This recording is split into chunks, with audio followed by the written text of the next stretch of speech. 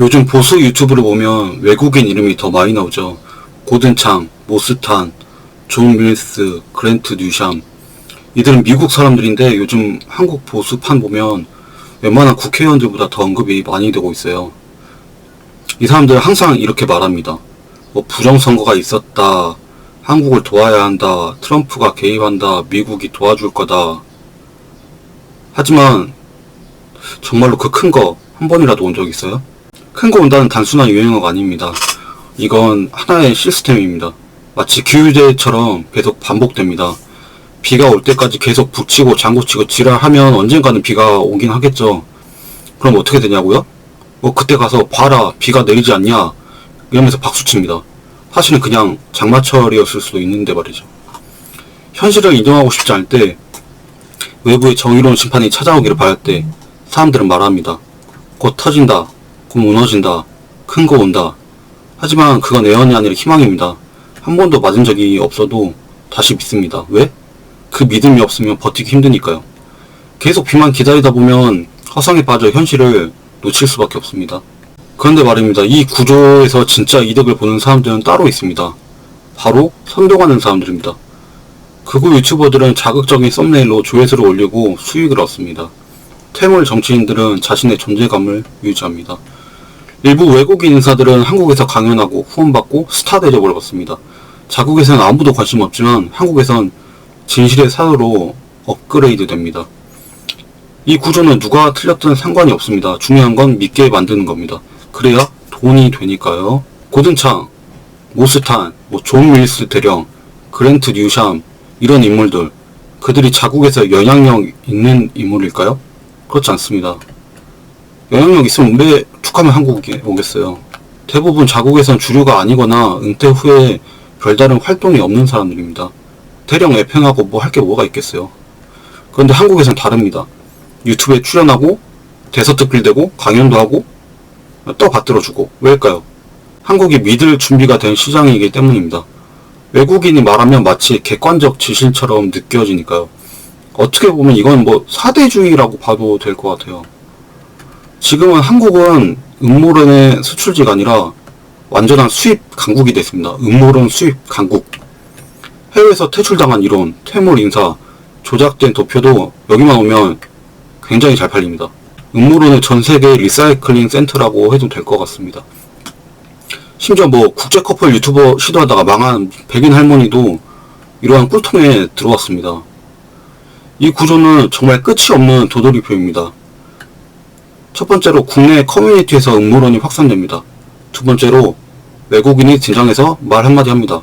세 번째로 국내 유튜버가 그걸 확대해서 퍼뜨립니다. 네 번째로 커뮤니티는 이제 곧 터진다며 환호합니다. 다섯 번째로 아무 일도 당연히 안 일어납니다. 근데 조용합니다.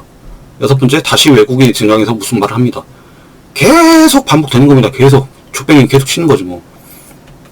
그렇게 다시 계속 시작되고, 이건 정치도 아닙니다. 분석도 아니고 그저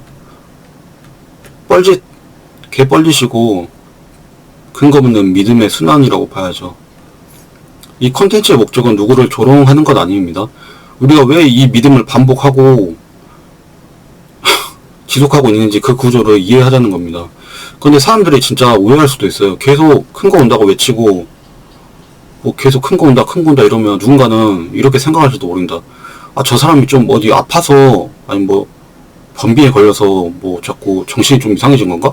이렇게 생각할 수도 있어요. 진짜 지금 하루 한두 번도 아니고 지금 몇 달째예요. 몇 달도 아니지. 진짜 정말 초기부터 따지자면 몇 년째예요. 아, 진짜 아프시면 병원을 가세요. 슈퍼챗 낼 돈은 있고 병원 갈 돈은 없어요? 돈도 많잖아요, 솔직히 요즘. 누군가 우리를 구원해주기 바라는 마음, 그 자체는 이해할 수는 있어요. 하지만 그 마음이 거짓에 기대게 될 때 현실은 더 멀어질 수밖에 없어요. 물론 선관위는 당연히 비판받을 지점도 많고 부패한 사례들도 존재하죠. 하지만 부정선거에 대한 의혹들은 이미 여러 차례 과학적이고 법적인 절차를 통해 반박됐습니다. 여러분들이 좀 확인을 해보세요. 반박이 됐어요. 대부분의 주장은 검증되지 않았거나 왜곡된 데이터에 근거한 겁니다. 정당한 비판과 허무맹랑한 음모론은 반드시 구분되어야 합니다. 진정으로 보수를 아끼고 사랑하는 사람이라면 보수 진영이 잘못된 길로 갈 때 그걸 바로잡아야 합니다. 한때 보수 내부에서 쓴소리를 아끼지 않던 유승민, 김무성 이런 사람들은 사라지고 그 자리를 음모론과 맹목적 충성이 대신하면서 보수는 점점 더 현실과 멀어지고 있습니다. 지금 보수 일각은 내부의 잘못을 눈 감고 음모론을 용인함으로써 결국 보수 스스로 무너뜨리고 있습니다. 비판 없는 충성은 보수를 지키는 게 아니라 보수를 작살내고 있는 겁니다.